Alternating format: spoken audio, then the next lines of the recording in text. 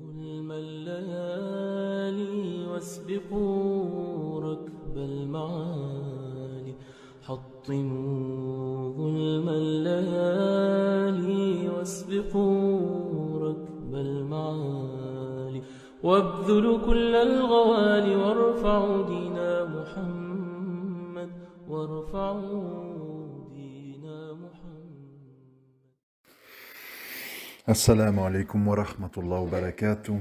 Paix sur ceux qui suivent la guidée, paix et bénédiction sur le prophète sallallahu alayhi wa sallam, sur ses compagnons, ses amis, sa famille, ainsi que sur tous ceux qui le suivront de bonne foi jusqu'au jour du jugement. Bon, sujet aujourd'hui, sujet un peu technique, un peu politico-religieux. Je le fais rarement parce que je juge ça moins intéressant que les sujets sociologiques que j'essaye d'évoquer, parce que pour moi, le nœud du problème, il est sociologique. Avant d'être religieux, je vais expliquer pourquoi. Et évidemment, cet audio, il va recouvrir beaucoup de sujets, parce que c'est très dense et complexe. Et je voudrais simplifier. Pourquoi? Parce que je pense aux gens qui sont un peu dans les doutes, dans les confusions, les plus jeunes, etc., etc. Et pour eux, c'est très compliqué parce qu'ils n'ont pas tout le recul et l'historique nécessaire pour comprendre certaines questions. Alors, on vit une époque qui est vraiment pas simple du tout parce que d'un côté, on a évidemment ce qu'on appelle l'islam 2.0 avec tous les prédicateurs ultra-laxistes, ultra dans les innovations, bida, etc. Bon, je m'attarde pas là-dessus parce que on a déjà tout dit là-dessus. C'est pas le plus intéressant. Je crois que tout le monde a compris. On va pas s'étaler sur les cas Tariq Ramadan, Chalgoumi, Tarek Obro, Ismaël Mounir, etc., etc., Sani Hussein. Ce sont des sujets qu'on a déjà beaucoup évoqués. Les problématiques sont connues. Par contre, c'est un autre aspect et d'autres groupements qui m'intéressent aujourd'hui. C'est en fait ce fameux fourre-tout dans lequel que beaucoup de gens résument à dire il faut apprendre la science. Et la science s'apprend auprès des savants. Et voici la liste des savants acceptables. Et alors là, chaque groupement vient avec ses savants qui mettent un aspect de l'idéologie en avant. Et c'est la guerre des sectes, c'est la guerre des groupes. On voit les musulmans s'étriper, s'insulter. Oui mais non, oui mais non, oui mais ceci. Et je comprends, je me mets à la place en fait des gens un peu simples ou qui n'ont pas le temps de creuser ou des plus jeunes. C'est une situation qui prête beaucoup à confusion. Et je voulais donner mon approche de tout ça. Si ça peut vous aider à vous faire une idée, ça peut être utile, Inch'Allah. Comprenez que le prophète sallallahu alayhi wa sallam a été choisi par Allah à la base pour ses qualités humaines. C'était le digne de confiance, c'était une personne pondérée, diplomate, humble, etc., etc. Et ceci peut sembler très banal ou inintéressant, mais ça ne l'est pas du tout. Parce que c'est un paramètre qu'il faut vraiment tenir en compte quand on parle d'islam, surtout aujourd'hui avec tout ce qui se passe, les groupes, les gens, tout le monde qui s'enorgueillit de sa propre opinion, tout le monde qui s'excommunie, qui s'insulte, etc. C'est souvent, on dit, le prophète sallallahu alayhi wa sallam est le meilleur exemple, c'est le meilleur d'entre nous. Et après, on passe à autre chose. Mais alors qu'il faut s'attarder là-dessus. Il faut beaucoup s'attarder là-dessus. Parce que ça veut dire quoi? Écoutez le raisonnement. Ça veut dire que pour transmettre son message, Allah il a choisi un certain profil. Ça signifie que la science n'est pas quelque chose déconnecté de l'aspect humain de la personne qui est en charge de la transmettre. Bon, je m'explique parce que je réalise que quand je m'entends parler que c'est peut-être pas très clair. Ça veut dire que d'un côté, il y a la science, c'est-à-dire la théorie, les préceptes, le dogme, etc., etc. Mais de l'autre, il y a qui transmet cette science. Est-ce que c'est un voyou? Est-ce que c'est un orgueilleux? Est-ce que c'est un manipulateur? Est-ce que c'est un personnage multifacette?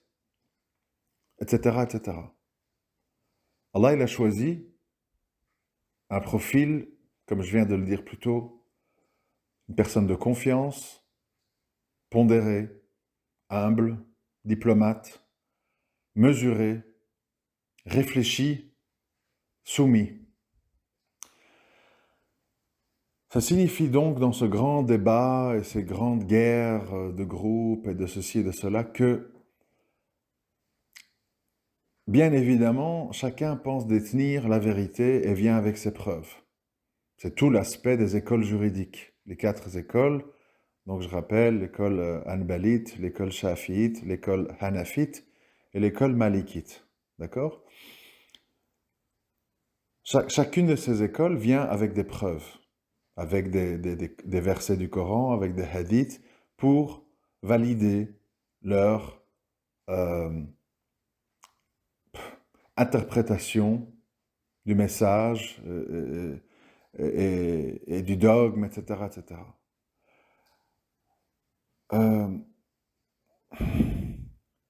Mais ça veut dire qu'en fait, fatalement, on est forcé d'admettre que, bien sûr, pas sur les fondements, on se comprend, personne ne remet en question la question du tawhid, etc. C'est pas ça la problématique. Mais ça signifie qu'il y a plusieurs approches et ces approches peuvent être validées par des preuves. Donc, ça nous demande un effort à tous et à toutes de modestie et de se calmer un petit peu quand on est là. Mon frère, là, va apprendre la science, t'as pas compris, et c'est pas ci, et c'est pas ça, mais tel avis n'est pas... Bon, il faut un petit peu se calmer. Vous voyez, il faut se calmer dans le sens de dire, attention, les savants de l'époque avaient des divergences. Ils en discutaient, n'étaient pas toujours d'accord. Ils avaient chacun des preuves, chacun des bonnes raisons de penser ce qu'ils pensent et de valider ce qu'ils disaient.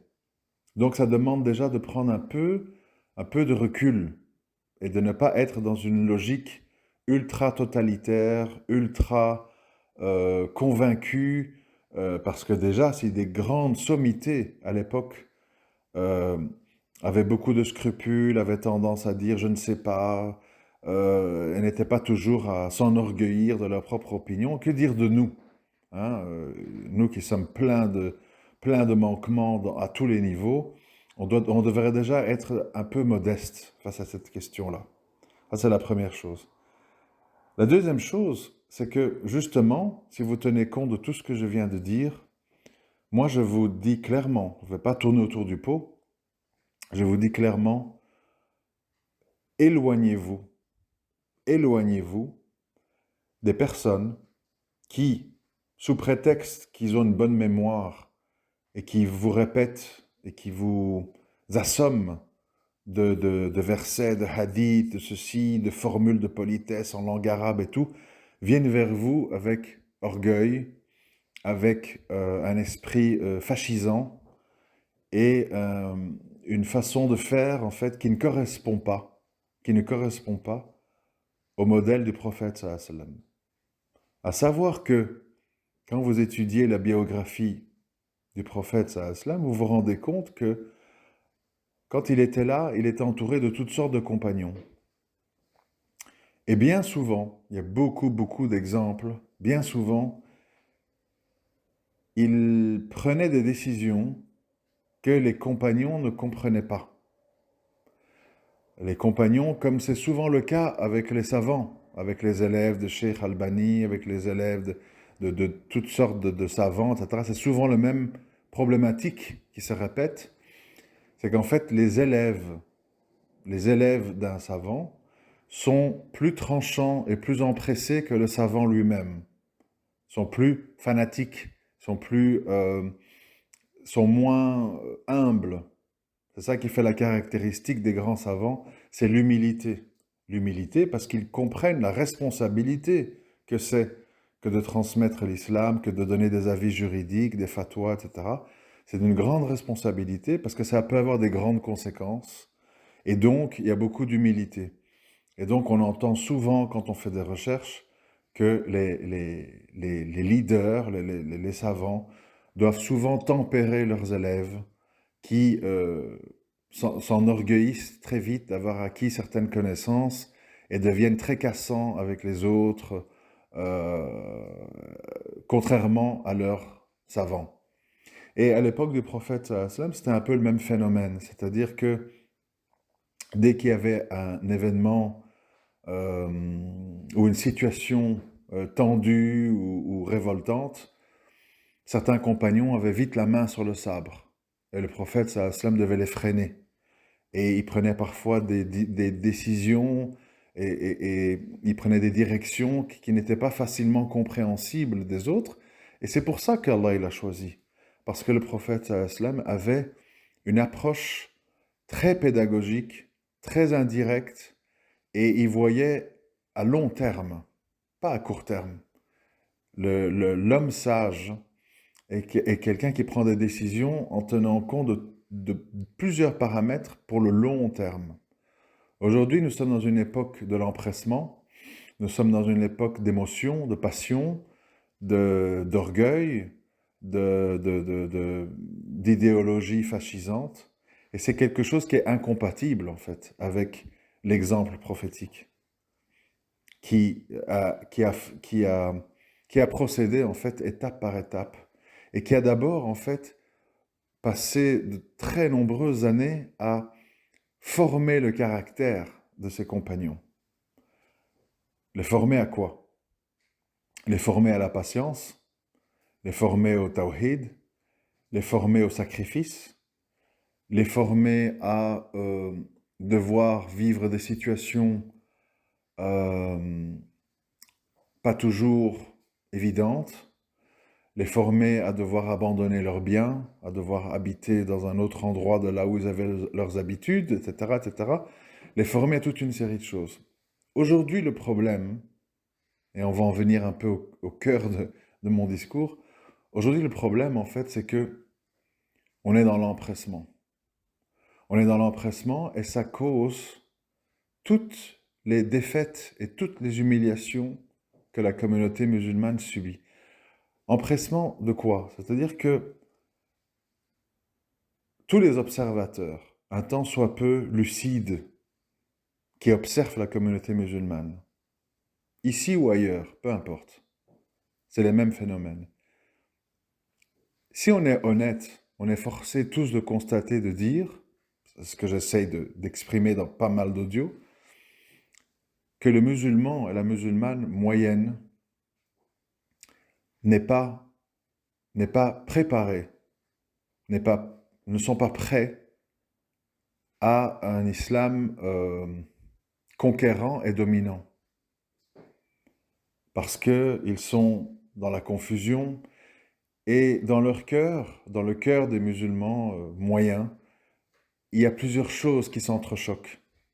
Il y a la religion, il y a la culture, il y a le tribalisme, il y a le nationalisme, il y a la démocratie, il y a le fascisme, il y a toute une série en fait de paramètres et d'orientations qui sont incompatibles avec un véritable État islamique. Comme je l'ai écrit sur Twitter, quand moi j'entends le mot État islamique, je pense à quoi? Je pense à un État où règne la justice sociale, où règne la jurisprudence du contexte. Surtout à notre époque très complexe, avec une économie très complexe, avec la présence de la technologie à tous les niveaux, qui demande beaucoup de réflexion pour ne pas émettre des avis contre-productifs sur certaines questions très pointues. On est dans une époque beaucoup plus compliquée pour émettre des avis juridiques qu'à l'époque du prophète, sallallahu alayhi wa sallam. Ça, c'est une réalité. Donc, je répète, justice sociale, jurisprudence du contexte et éducation. C'est ça pour moi l'État islamique aujourd'hui. Et quand je vois que des frères, quand ils pensent État islamique, ils pensent directement à terreur, tribunaux islamiques sévères, dictature, règlement de compte, excommunication de toute personne un tant soit peu hors de leur ligne. Je me dis, je ne suis pas étonné que Allah ne nous donne pas la victoire. Allah ne nous donne pas la victoire parce qu'il ne veut pas que l'islam soit sali par des gens qui sont empressés, qui sont dans les émotions et l'orgueil, et qui vont en fait salir l'islam et vont le faire passer pour un fascisme vert et pas un mouvement de libération et de soumission à l'unique plutôt qu'aux créatures. Je le répète souvent, Allah n'est pas injuste. Allah n'est pas injuste. Et Allah, il essaye de nous transmettre des leçons que malheureusement on ne comprend pas. Et on ne les comprend pas pourquoi? Parce que nos cœurs ne sont pas purifiés. Nos cœurs ne sont pas purifiés, nos cœurs sont corrompus par les intérêts mondains, l'orgueil, les groupes, la sensation d'avoir raison sur tout, et que tout le monde autour de soi, en fait, n'a rien compris, et sont dans l'égarement, et au final doivent être liquidés. C'est ce qu'on a vu, malheureusement, se passer un peu partout. Et évidemment, il n'y a pas de victoire. C'est logique. Parce que Allah n'attend pas ça de nous. Il attend de nous que nous soyons des croyants convaincus, qui ont nettoyé leurs croyances de toutes sortes de corruptions, et que ce nettoyage se fasse dans la sagesse, dans le calme, dans l'éducation, dans la persuasion, dans les explications, et pas dans la contrainte, l'humiliation, les rabaissements et les massacres. Et donc, j'ai dit tout ça pourquoi? Parce que je voudrais que les plus jeunes d'entre vous, ou les gens un peu sensés, un peu profonds, un peu intellectuels, comprennent bien en fait que ils doivent, selon moi, on en fait ce qu'on veut, on peut dire que je dis des bêtises, c'est pas grave, c'est possible, ils doivent se méfier des vendeurs de solutions faciles, des donneurs de leçons, des petits juges qui, il y a encore parfois quelques semaines, quelques mois, étaient dans le rap, dans le shit, dans les chicha bars, dans les discothèques, etc. Et puis ils viennent devant vous et vous disent « Takillah, tu n'as rien compris à l'islam, nous avons tout compris. » Et qui vous débitent quelques versets, quelques hadiths qu'ils ont appris par cœur. Mais le problème, c'est que ces gens qui vous transmettent ça n'ont pas de profondeur, n'ont pas d'expérience et n'ont pas un caractère compatible avec la transmission de l'islam. Et donc, malgré leur savoir, malgré leur connaissance théorique, ils ne peuvent pas être pris comme référence pour approcher et comprendre l'islam. Ça signifie quoi? Où est-ce que je veux en venir? Ça signifie qu'à un moment donné, il y a la science et il y a la façon dont on vous la présente. Et c'est très important parce que la science, si elle est transmise et comprise par le prisme du fascisme, de la dictature, de l'oppression, de l'intimidation et des menaces, c'est pas de la façon dont le prophète sallallahu alayhi wa sallam, il a opéré. Et donc c'est une mauvaise méthodologie. Une mauvaise méthodologie employée par des gens qui veulent vous dominer, qui veulent vous intégrer à leur vision sectaire et qui font barrage à tout débat, à tout dialogue, à toute divergence sous la menace de « tu es un innovateur, tu es un ignorant, tu n'as rien compris, tu fais du shirk, etc. etc. »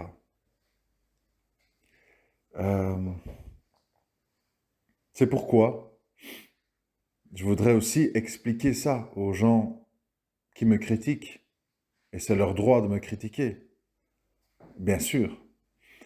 Mais je voudrais essayer de vous dire qu'il ne faut pas être jaloux, ou il ne faut pas être nourri d'une espèce de haine qui consisterait à penser ce personnage, bon, moi ou quelqu'un d'autre, hein, ou d'autres gens qui ressemblent, je parle de moi parce que voilà, c'est moi qui parle, ce personnage n'a pas le droit de parler d'islam. C'est pas logique qu'il y ait des gens qui apprécient son message. Il n'a pas l'arabe, il n'a pas le taskiya, ceci, cela. Il doit se taire. Ce que je veux expliquer à ces gens, en fait, c'est que, indépendamment des connaissances théoriques et donc de la science, tout d'abord, on ne sait pas. Moi, je n'ai pas ici à étaler quel livre j'ai lu, quel douro j'ai écouté, qu'est-ce que je fais de mon temps. Ça c'est mon problème. Ce qui compte, c'est d'écouter ce que je dis et de dire, est-ce qu'il dit des choses en infraction avec l'islam? On n'aime peut-être pas qui il est, on n'aime peut-être pas la façon dont il s'exprime, on n'est peut-être pas sensible à sa façon de raisonner, mais est-ce qu'il n'y a pas des gens dans la sphère francophone qui en ressortent grandis et plus proches de l'islam après plutôt qu'avant? Alors, je répète, Allah il fait des choix, il choisit des gens et il choisit qui a une écoute et qui n'en a pas. Et il choisit qui sait employer les mots justes. Et il choisit qui sait créer des liens, des interactions entre plusieurs domaines. Et on ne peut pas se révolter, sauf pour des raisons graves. Et moi, j'ai toujours été à l'écoute des critiques sur des choses que j'aurais dites ou faites de graves. Mais le problème, c'est que c'est assez flou. C'est-à-dire que quand on écoute, quand je fais un peu la somme de ce que je lis ou entends, il est bizarre, il n'a pas l'arabe, on ne sait pas où il veut en venir, il philosophe, il dit des choses vraies mélangées à des choses fausses, il est éloquent, mais c'est une caractéristique des égarés égareurs. Vous voyez, ce sont souvent des choses qui sont dictées en réalité par une sorte de haine accumulée parce que certains sujets évoqués ont blessé des égos. Moi, le but, je voudrais vraiment être clair avec vous, moi, mon but n'a jamais été de blesser des égos. Je ne veux pas blesser les Maghrébins, je ne veux pas blesser les femmes, je ne veux pas blesser les délinquants. Qu'est-ce que ça me rapporterait de vous blesser? Je ne veux pas vous blesser. J'essaye avec vous, à ma façon, de comprendre pourquoi Allah ne nous donne pas la victoire. Pourquoi, alors que nous approchons les 2 milliards dans le monde, l'islam n'a jamais été autant rabaissé de partout. Vous voyez comme moi la situation en Birmanie, au Bangladesh, en Inde, en Chine, en Palestine, en Syrie, en Somalie, au Mali et ailleurs. Et quelque chose, nous devons au moins tous tomber d'accord là-dessus, il y a quelque chose qui ne va pas. Il y a quelque chose qui ne va pas, qui ne se résoudra pas par des cris, par des nashids, par des vidéos, par des tortures, par des massacres, par de l'orgueil, par des émotions, par des assassinats d'innocents, etc. Ça ne se résoudra pas comme ça. Ça, ce phénomène-là, c'est une fuite en avant de musulmans qui disent « ça va mal, on n'a plus d'État, je me jette dans le feu. Je me suicide, je fais des attentats, je tue, je fais le takfir de tout le monde. Je vois en tout musulman un espèce d'ennemi potentiel, ignorant, etc. » C'est en fait une preuve de faiblesse. C'est une preuve de découragement et selon moi, d'un mauvais chemin. Parce que le bon chemin consiste à dire, bon, il y a des mosquées aux quatre coins du monde, d'accord. Il y a des musulmans aux quatre coins du monde, d'accord. Mais on ne légifère plus, on ne domine plus, et on perd des gens, parce qu'on parle toujours des convertis, mais il y a aussi tous les gens qui sortent de l'islam. Hein? Ça, on a tendance à les ignorer, ou à penser qu'ils sont fous, ou à penser que c'est des traîtres, alors que parfois ces gens ont des arguments qui font mal au cœur. Mais il faut les écouter, parce qu'il faut corriger le tir, comme on dit. Et aujourd'hui, il faut que les musulmans comprennent, selon moi, que cette situation ne se résoudra pas si, à un moment donné, l'islam n'apparaît pas comme un mouvement libérateur, un mouvement qui tient compte de l'humain, qui essaye de faire sentir aux gens que derrière tout ça, il y a de l'amour, il y a un désir de justice. Si les gens continuent de sentir que c'est un mouvement d'oppression, de jugement, de stigmatisation, de violence, de peur, de takfir, etc., ça ne sera pas possible, parce que ce n'est pas comme ça que ça a fonctionné. Il faut se rappeler des musulmans de la période mécoise. Boycott, souffrance, torture, patience, endurance, manger des feuilles dans la vallée de la Mecque, partir s'installer en Abyssinie, puis une partie être accueillie par les Ansar à Médine, tisser des liens, chasser la Jahiliya des cœurs, le racisme, l'hypocrisie, les fausses croyances, le shirk, etc. Il y a tout un processus, mais un processus qui doit être bâti et construit dans l'amour, la compassion, l'entraide, la fraternité et la patience. Pas dans utiliser l'islam, utiliser la parole d'Allah pour en faire un outil de domination, d'humiliation, de manipulation. On le voit sur plein de questions où on joue avec la parole d'Allah. Vous savez, par exemple, si on prend le verset qui traite de la polygamie, on se rend bien compte, si on est un petit peu honnête, que c'est loin d'être une affaire aussi simple que les gens veulent le faire croire. Parce que les gens vont vous dire, oui, mais dans la sunna, la plupart des compagnons étaient polygames, etc. Si tu n'es pas d'accord, c'est qu'alors tu n'es pas dans la sunna et tu philosophes et tu crains les hommes de notre époque qui voient ça comme une barbarie. Non, il y a une autre façon de voir ça. C'est de dire, oui, très clairement, la polygamie est une sunna qui a été pratiquée par bon nombre de compagnons. Certes, mais justement, elle a été pratiquée par des compagnons qui avaient un certain profil et un certain caractère et une certaine approche de l'islam que nous n'avons pas. Puisque dans la réalité des faits, tout le monde le sait, et tout le monde fait semblant que non. Dans la réalité des faits, c'est quoi qui se passe? Les gens, quand ils ont leur femme fatiguée ou âgée, etc., ils se mettent à la recherche d'une jeune fille. Est-ce que c'est de cette façon, est-ce que c'est de cette façon-là qu'ont procédé les compagnons?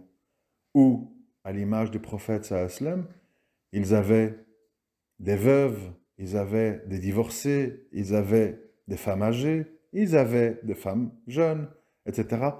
C'est-à-dire que c'était une démarche qui n'était pas toujours orientée par l'aspect sexuel, l'aspect jeune fille, l'aspect ma femme est fatiguée ou je m'en suis lassé et je veux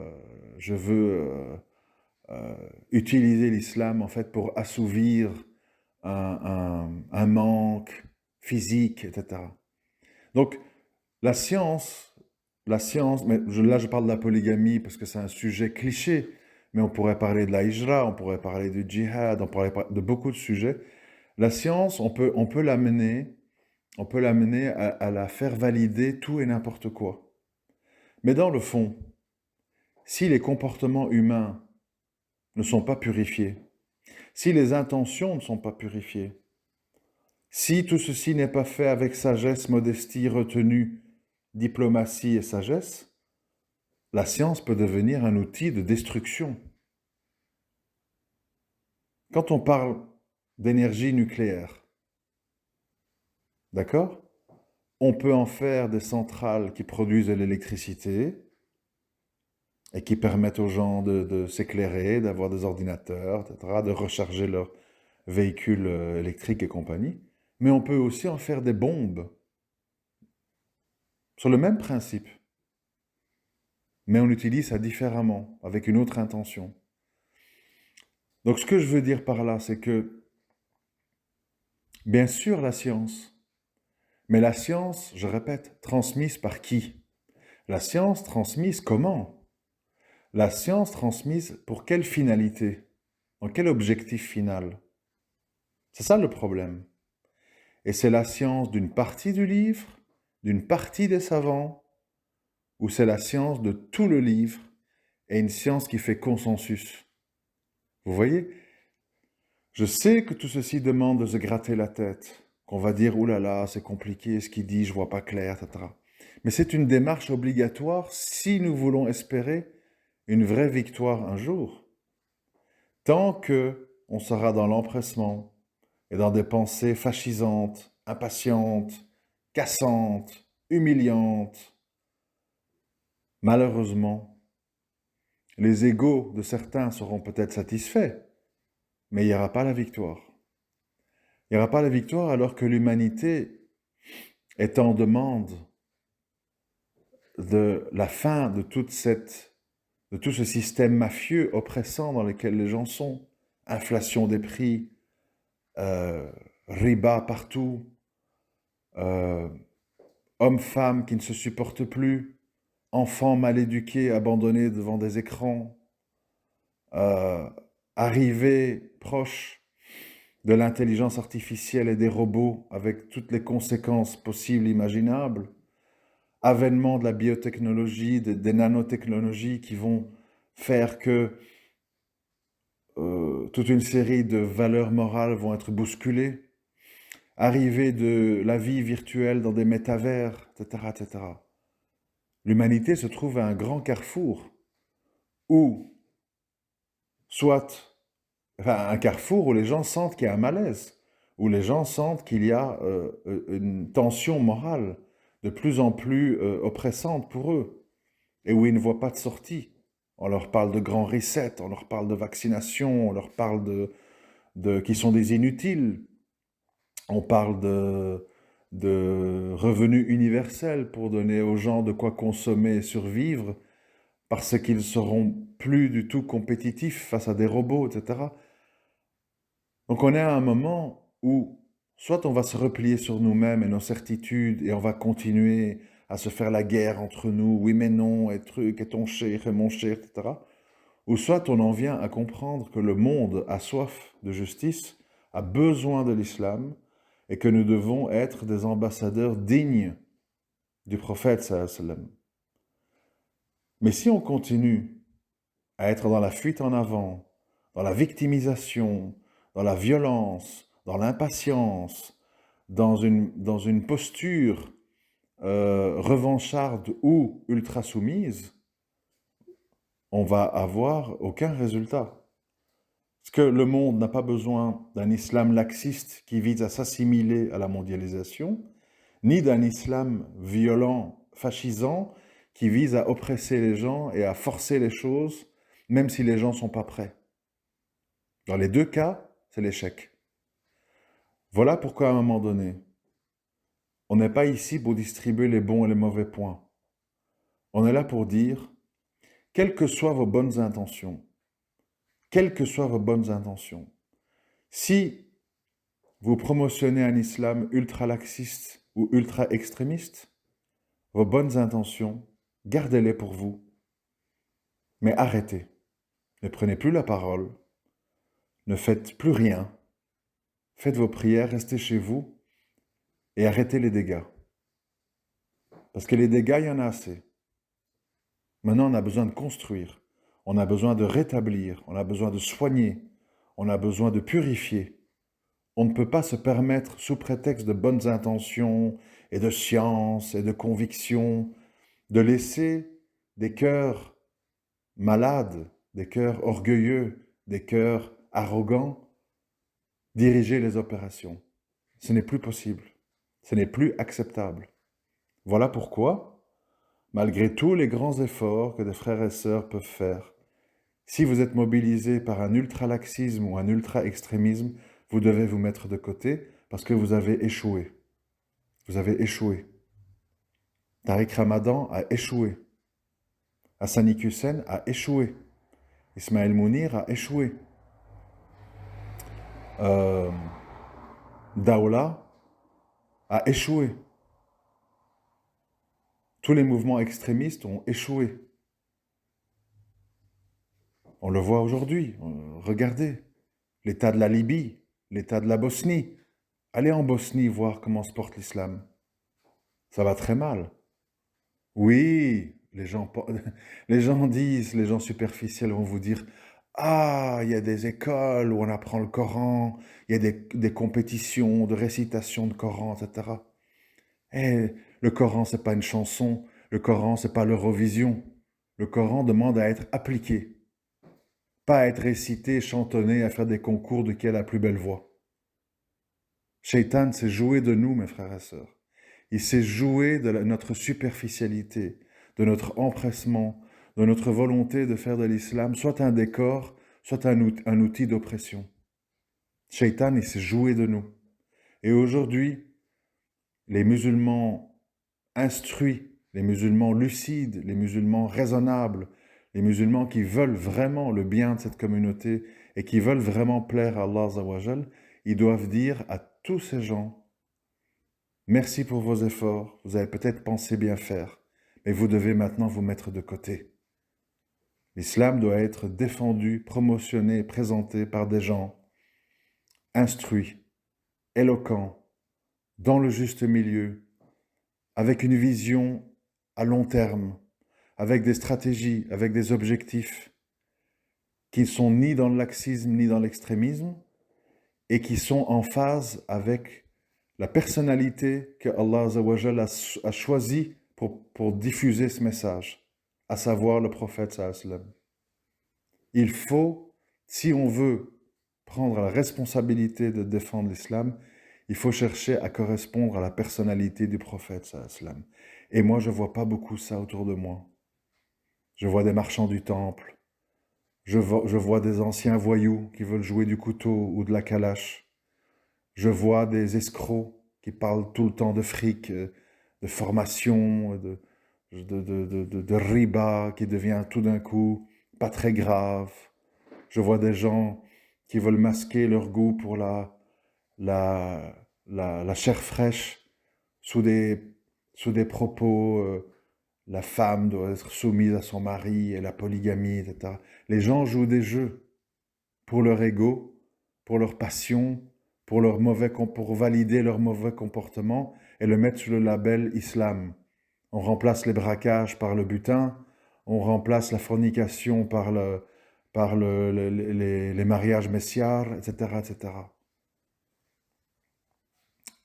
C'est pas tout le monde. C'est pas tout le monde qui peut représenter cette religion. Et quand on laisse tout le monde le faire, regardez où on en est aujourd'hui. La grande pagaille, le grand découragement, le grand écœurement. Et parfois, malheureusement, l'apostasie ou la négation de tout, le pessimisme, etc. Parce qu'on a été trompé, on nous a menti, on nous a fait croire à des solutions faciles. Vous savez, oui, bien sûr, le shirk, bien sûr, al-wala wal-bara, bien sûr, tarot, bien sûr, khilafa, bien sûr. Mais de quelle façon? Avec quelle méthodologie? En ayant convaincu les cœurs ou en les ayant terrifiés? Terrifiés, on voit les résultats.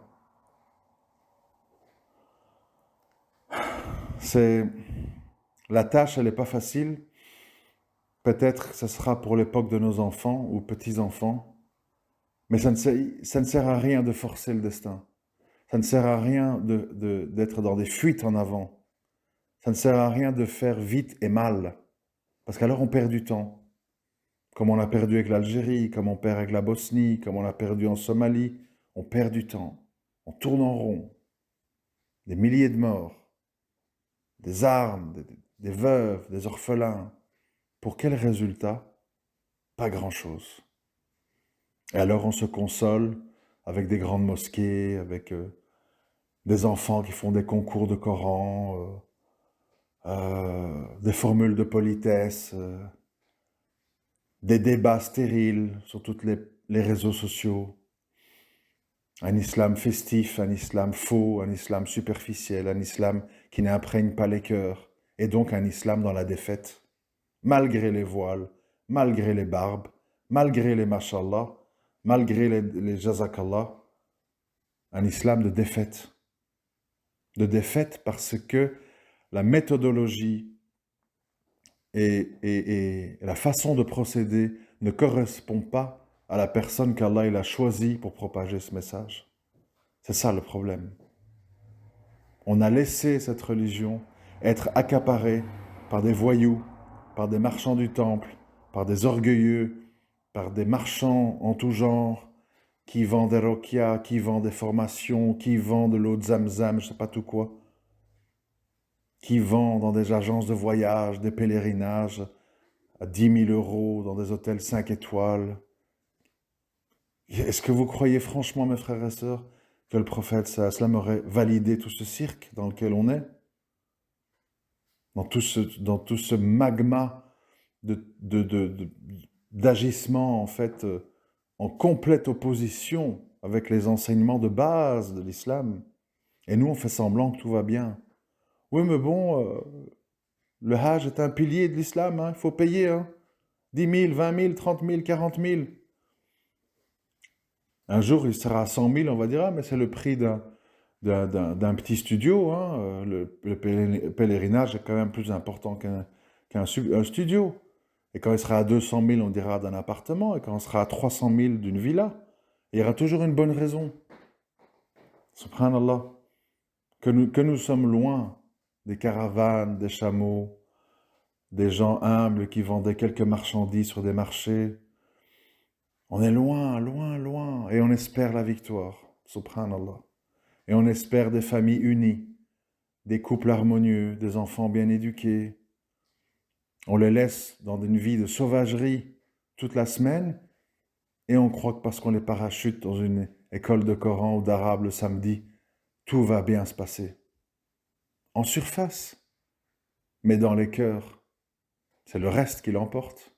Matérialisme, consumérisme, égocentrisme, individualisme, avec un peu d'islam au-dessus. L'Aïd, on s'habille en blanc, on va avec tous ses enfants fièrement dans sa Mercedes à la mosquée. Salam alaikum, Mabrouk Aïd. On joue des jeux, on fait les acteurs. Puis on s'étonne de la défaite. Les cœurs ne sont pas conquis, les cœurs ne sont pas convaincus. On est dans une pièce de théâtre. Ou on est dans un défouloir.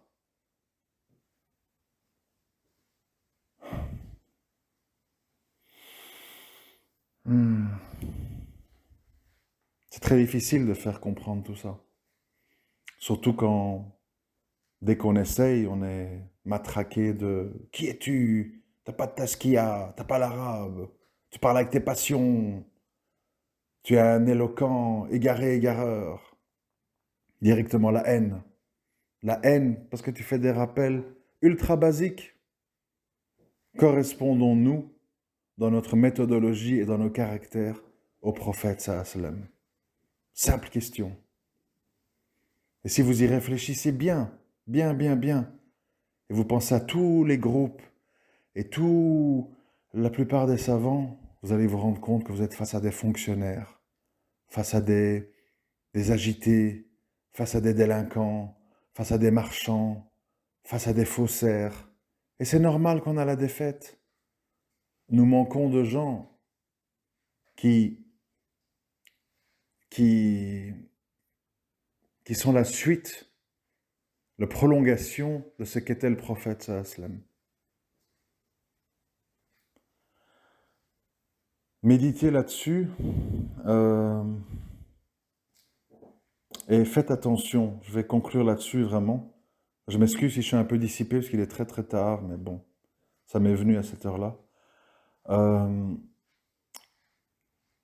Pour conclure, je voudrais dire, n'acceptez pas les humiliations des créatures qui vont essayer de vous mettre dans une situation dans laquelle vous vous sentez inférieur, dans laquelle on vous déverse sur vous des arguments d'autorité. Va étudier, tu sais pas. Vous voyez? Et quand vous dites va étudier, il va vous dire va étudier ce que disent mes savants.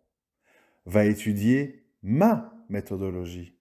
Va étudier les fatwas ou les avis juridiques des gens de ma tendance.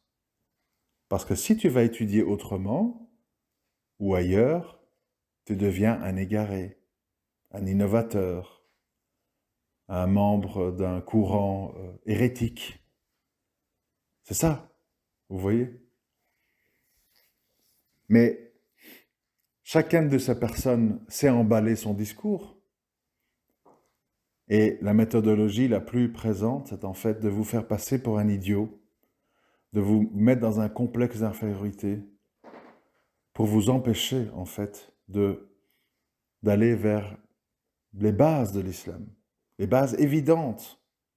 Et je vous redis, quand vous écoutez beaucoup de ces frères là sur Twitter, etc., entendez-vous quelqu'un ou plusieurs personnes qui vous font penser au prophète sallallahu alayhi wa sallam? Ou vous entendez des petits juges, des petits nerveux, des petits voyous, des, des, des gens qui ont des complexes d'infériorité, qui veulent vous rabaisser pour se sentir important. Si vous analysez vraiment bien votre entourage et les musulmans qui vous entourent, vous allez souvent vous rendre compte qu'il y a très peu de gens qui vous font penser au prophète sallallahu alayhi wa sallam. Et ça, c'est le signe de la défaite. Ça, c'est le signe de la défaite, parce qu'il n'y a pas d'autre chemin. Il n'y a pas d'autre chemin. Nous avons besoin de leaders et de frères qui touchent les cœurs, qui suscitent l'intérêt, qui, quand on a écouté leur message, on n'est pas la même personne à la fin qu'au début. On n'a pas besoin de gens qui cassent, qui rabaissent, qui humilient, qui font sentir mal, dont on a peur de leurs mains, de leur langue. C'est pas comme ça. C'est pas comme ça. Pour transmettre un message, il faut savoir l'expliquer, il faut savoir le faire aimer. Quand on terrorise, c'est pas de cette façon-là. C'est pas la bonne façon. On perd du temps pour le moment. On n'a pas encore compris tout ça. Mais viendra un jour, Inch'Allah, où une personne choisie par Allah, selon les mêmes critères que le prophète sallallahu alayhi wa sallam, va regrouper les véridiques et redonnera à l'islam la victoire. Et il faut travailler dès aujourd'hui pour que nos âmes et nos cœurs soient préparés à reconnaître cet individu, à qui il faudra prêter allégeance. Tous ceux qui s'en sont enorgueillis ne le reconnaîtront pas et resteront bloqués dans leur sectarisme, leur certitude, et traiteront sans doute cet être humain choisi par Allah d'égaré égareur, d'escrocs, de personnes indignes de représenter l'islam, et ils passeront à côté. Donc, beaucoup demander pardon à Allah, beaucoup demander guidance à Allah, beaucoup réfléchir, beaucoup méditer, et toujours se demander si Allah a choisi cette personne-là pour propager son message, c'est que les caractéristiques de cette personne-là sont celles qui doivent servir de référence pour nous, et pas celles d'excités ou de gens qui vous maltraitent par leur langue, ou vous font sentir mal en vous oppressant et en vous terrifiant, ou en allant dans le sens de toutes vos passions pour vous dire ne change surtout rien, garde le vernis islamique, mais deviens un humaniste, Illuminati, mondialiste, c'est pas incompatible, etc. Les pièges sont multiples, mais Allah il donne al-Furqan, le discernement à qui il veut, et il le donne aux sincères, aux véridiques, aux patients, aux endurants, aux modestes, et aux gens qui s'accrochent à la personnalité du prophète sallallahu alayhi wa sallam. À très bientôt, Inch'Allah. Assalamu alaikum wa rahmatullahi wa barakatuh.